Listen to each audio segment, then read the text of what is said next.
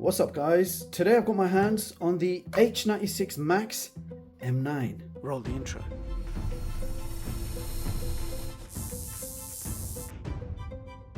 So this is a new 8K streaming box priced around £65 with some very interesting specifications and features.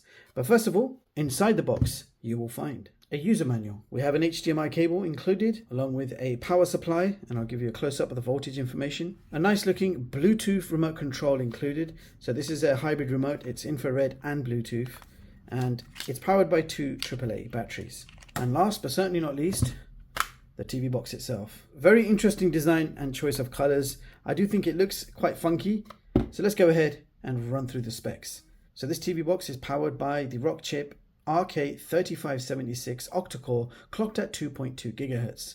For graphics, we have the integrated Mali G52 with 4 gigs of RAM and 32 gigs of internal storage. This box supports Wi-Fi 6, Gigabit LAN, Bluetooth 5.4 and is running Android 14. Furthermore, this box also supports HDMI 2.1 and up to 8K resolution or 4K 60 with HDR, and this does support the AV1 codec. And design-wise, we have this triple 3-tone finish. On the front, we've got a blue LED light block, and over here it says AI HDR. On this side, we've just got some ventilation, so you can kind of see right through the box.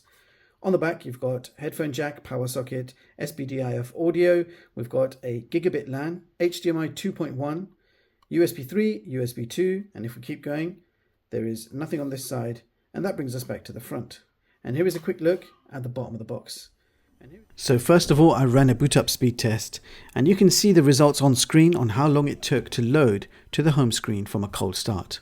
And here is the home screen. This is full Android version 14. However, it does kind of resemble the older version of Android TV OS. Top left, we have voice control, and top right, we have our local time with connection info for Wi-Fi and Ethernet, and you have a shortcut to main system settings. Now, the first row of icons are your favorite apps, and you can add more to this row by clicking on the plus sign and selecting your favorite apps, and they will immediately appear at the top. The subheading apps can also be clicked on, and that will take you to the main app page, showing you all the apps pre-installed on this box as standard. Next row, you have a shortcut to File Manager, and then you have more shortcuts to various app stores. We have the official Play Store, we have APK Pure and Aptoide TV, along with Google Chrome browser. Quickly open up the Play Store, and just to show you that this is indeed the full version of the Play Store, so you can download all your favorite games and apps.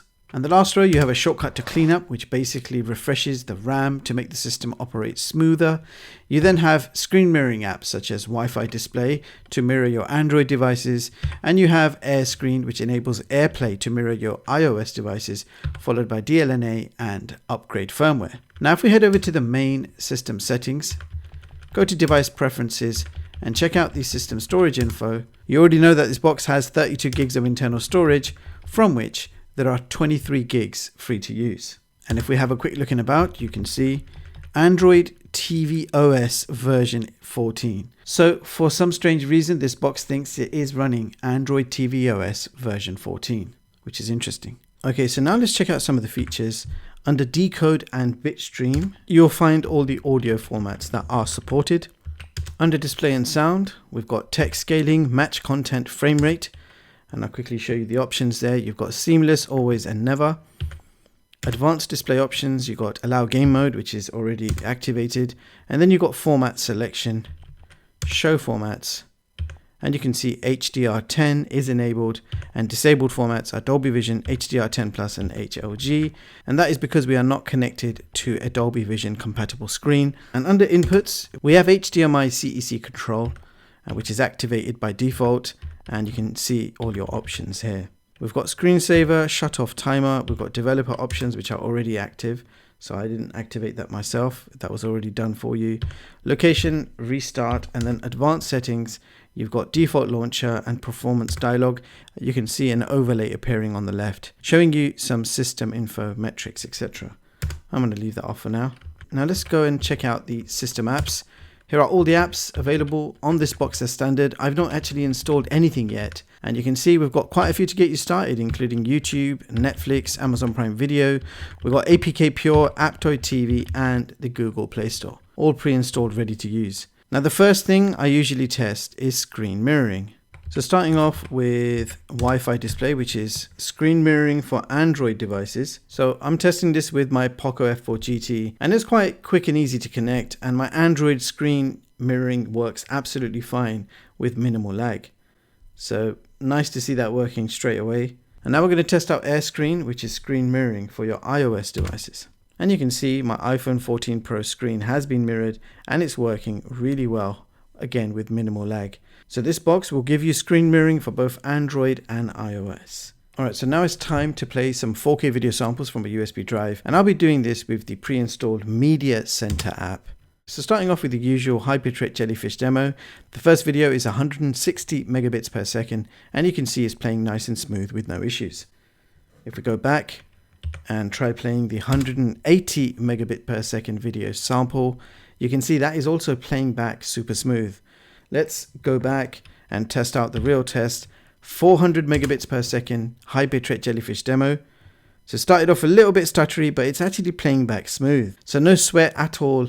All three high bitrate Jellyfish demos working absolutely fine with this box. So thereafter, I also tested out some 4K 60 videos with some various HDR formats. And as you guys just saw, they all played back super smooth with no issues.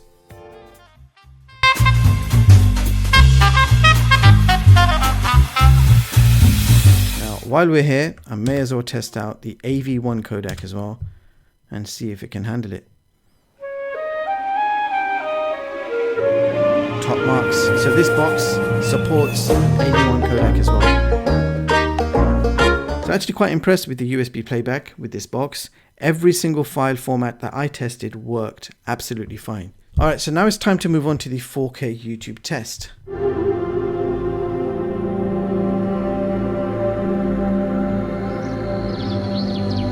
And as we are seeing, streaming 4K 60 on YouTube with no dropped frames, you can see from the stats, playback is pretty smooth and clear. So let's go ahead and play a few more trailers.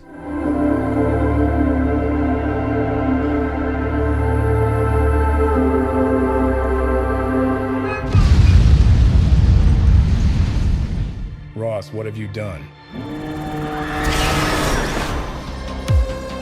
Tadatmanam Srichamyam. So next up I tested Netflix, and I can confirm Netflix streams in SD quality max. And you can see from the playback specifications, digital rights management limited to Google Widevine level 3, maximum playback resolution SD, and HDR capabilities none. And Amazon Prime Video was also limited to SD quality streaming. Now Disney Plus was not available to download from the Play Store, so I downloaded it from APK Pure instead. As you guys can see, it works fine and streams in HD quality with 5.1 sound.